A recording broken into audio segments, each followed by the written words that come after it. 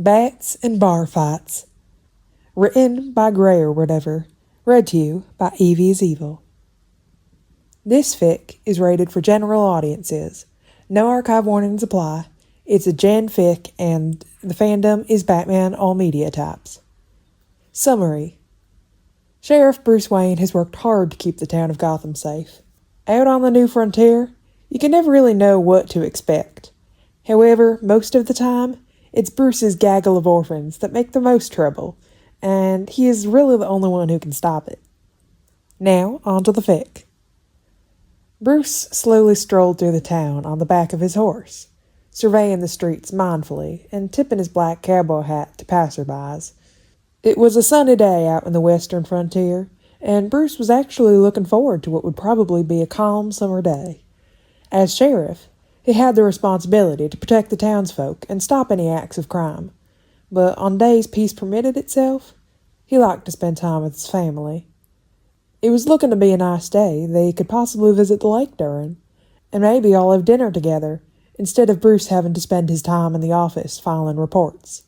Sure, the town didn't require him to keep track of everything, but he found it an easier system. Crime was similar to a business venture for certain criminals, and it was good to keep tabs on such things. All possibilities came crashing down as he saw his youngest, 13-year-old Damien, rushing out of the saloon with a cross look on his face. The boy was wearing all black, an ode to his father, but he was missing his hat. Instead, his hair stood up in disarray. Oh boy, this ought to be good. Damien huffed and turned to see his father, and with a sour glare, marched his way towards Bruce. "Father!" he angrily yelled, before even making it all the way over. Bruce stopped his horse just as Damien met him and sighed. "What is it, Damien?" "Grayson and Todd started fighting in the saloon like a bunch of lowly criminals again. I told them it was unbecoming, but Todd took my hat and told me to tell you." Jason was probably being rhetorical, a jab at Damien being such a tattletale. However, it was honestly a blessing to have a kid who would snitch on the others. Bruce could only keep an eye on his children so much, with his constant accidental adoption habits, and full-time job of protecting the people. However, it was a tad annoying how constantly his children got into trouble, or, at the very least, liked to annoy Damien. "All right," Bruce said with a sigh, slowly dismounting his horse. "Go back to the house and let Alfred know. I'll take care of it." "I can help, Father," Damien said. He stomped his foot subtly, with how eloquently his son spoke.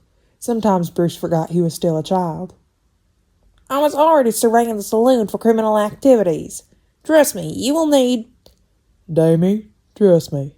I can handle those two. I have before, and I'll do it again. Go tell Alfred. They'll probably need to be patched up." "But, Father—" "You better get a move on before I remember you aren't allowed in the saloon in the first place." With that, his son took off back towards the house. If there was one thing Damien dreaded more than his siblings teasing him, it was getting in trouble. Despite the fact that he got into trouble a lot. Bruce could only place his face in his hand and pinch his brow for a moment, as he led the horse towards the saloon by foot. As he approached the wooden building, he could already hear shouts and cheers from a crowd and grimaced. Everyone in town knew his kids were troublemakers, and they all egged it on. He was the sheriff, and the townspeople repaid him by rewarding his children with cheers of praise every time they got in a scuffle. Bruce tied his horse up to one of the posts outside and slowly stepped up to the swinging doors of the saloon. He could already see Dick and Jason circling each other, surrounded by a crowd of onlookers. As he stepped through the door, no one seemed to notice his presence. Good. He was going to be dramatic this time. As he looked around the room, he spotted not only Tim, who was supposed to be watching Damien, but Cassandra and their friend Stephanie all cheering along with the crowd. Steph was especially into it, as she led the chant of, "Fight! Fight! Fight!" with a passion. Bruce took his chance at the three being distracted to walk up behind their table and loom a shadow over them before Cass noticed. For a moment, as she turned to see, her eyes widened, but it shifted into a mischievous grin, and she had to cover her mouth with her hand. "So besides the fact Damien wasn't supposed to be here, Bruce started, causing Steph and Tim to startle and turn with wide eyes. What are you three doing here cheering on a fight? Hey, B, we just happened to hear the commotion and... Steph started, only to be shut up by Bruce's fatherly glare. Get out before I have to embarrass you. What Bruce meant was, get out before I embarrass your brothers, while all of you have been embarrassing me with your behavior. Within an instant, all three teens got up and booked it towards the door. Alfred could scold them for being in here. Bruce had to deal with the oldest two. Of course the older siblings were still fighting. Bruce's presence still unnoticed by them as they continued being bad examples. Bruce slowly strode up to the front of the crowd. As townsfolk took notice of him, they parted ways. Some took off out the door, not wanting to get involved with the sheriff. Others stayed, knowing they'd be in for a show. A once-in-a-lifetime. Well, no. Once-in-a-week's viewing of the sheriff having to deal with his unruly kids. This was not his first rodeo, and not his first time having to stop a bar fight between Dick and Jason. Bruce stood at the edge of the crowd with his arms folded, fatherly glare directed straight towards his boys, as he waited for one of them to notice. They, of course, didn't, and Dick took a right hook from Jason. Dick countered with a punch to Jason's stomach, and the fight continued. Bruce did say he wanted to be dramatic, so he casually entered into the crowd-enclosed circle and stood behind Jason. Now this caused Dick to see him, and the boy stood up straight with wide eyes, abandoning his fighting stance. He had a bruise beginning to bloom on his cheek where the right hook hit, and his lip was split and bleeding. "What, Dickie Bird? You scared I'm going to win this one?" Jason huffed with a slight wheeze. Dick simply raised his index finger to point behind Jason, and as the second oldest turned around, he jumped back with a classic wide-eyed look of terror of getting caught by his father. "Oh, hi, bae," Jason said with a nervous laugh. "Do you want to explain yourselves here in front of everyone, or do you want to get your asses outside to discuss this with some dignity?" The two boys immediately made their way towards the door, and Bruce followed behind them. The crowd began to disperse behind their wake, and Bruce could hear the saloon-goers begin to whisper amongst each other. As Bruce took the final steps out the door, his two boys turned with guilty looks towards him, or rather in his direction while staring at the ground. "What in God's name were you doing fighting in the saloon, again?" Bruce asked, a slight frustration laced in his tone. "Sorry, B," Dick started. "I don't want an apology, I want an explanation. The last time you fought, because you were both drunk and being stupid. What's your excuse this time? It better not be because of alcohol. It's 3 in the afternoon." Bruce crossed his arms again as the two shifted uncomfortably. There was only silence, but Bruce waited. "Jason insulted Barbara," Dick started. "Nuh-uh, I insulted you. I said Barbara could do better, and you got all pissy 'cause it's true," Jason interrupted, and the two were already starting to square up again. "Boys!" They both turned back towards Bruce. "This is over Barbara?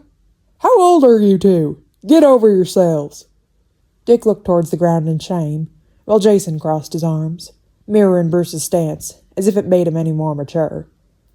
"You two need to quit this constantly fighting thing. You seriously think I'm going to take you both on as my officers if this is how you behave? I understand you both like to get on each other's nerves, but it needs to end now. You're setting an awful example for your siblings and the town as a whole. You are both more mature than this." The two boys stood quiet, basking in the shame. Bruce could only let out a soft sigh. Yes, Dick and Jason had their issues, and all his kids were troublemakers, but he knew deep down they were all good kids. No matter how many of the townsfolk were amused by their constant bickering and getting into mischief, they were looking towards Bruce and his family for protection and safety. The town looked up to all of them. The family formed without blood. The family who saw it as their mission to keep the town of Gotham safe from outlaws and crime. "If this happens one more time, you're going to have to find another way to protect the town. I'm not helping you with it if you keep acting out," Bruce said, his tone softer. Maybe Bruce was too easy on his kids, but the boys were bound to have some troubling behavior given all the hardships they've been through growing up. He just wanted to be a good father to them, and show them that despite all the difficult things life had thrown their way, that they could become greater from it. "We're sorry, Bruce," Jason mumbled, still holding a hard stare at the dirt. Bruce nodded. "I know. Don't do it again." He could see now that Jason was most definitely going to be getting a black eye from the yellow tinge around his left eye, and that his nose was dusted over with dried blood. This wasn't a serious fight, despite its appearance. The two were well trained in combat, and they clearly were just pissed at one another. They didn't actually want to hurt the other too badly. Maybe he shouldn't have shown them how to fight so young, but they need to be able to at least defend themselves. Bruce left his critique of his own parenting to be thought through another day. He needed to get the kids to Alfred to get patched up. He unfolded his arms and gently placed a hand on each of their shoulders. "We are going to go home. Alfred's going to patch you up. Me and the other kids are going to go swimming while you think about your actions. And then we're all going to have dinner together. Got it?" The two nodded and finally looked up at Bruce, now that the main scolding was over. He gave them a soft, reassuring smile. Albeit, they still knew he was frustrated with them, but it was a signal they were done with the discussion for now. Bruce stood back up and turned to untie his horse from its post, and began walking back towards the house. Dick and Jason followed behind him.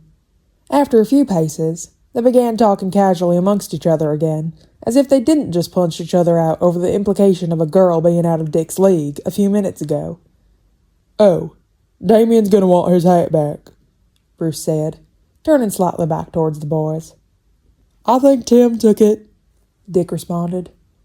"You better hope so. You know he's gonna complain about it till he gets it back," Bruce replied. A small smile snuck itself onto his face.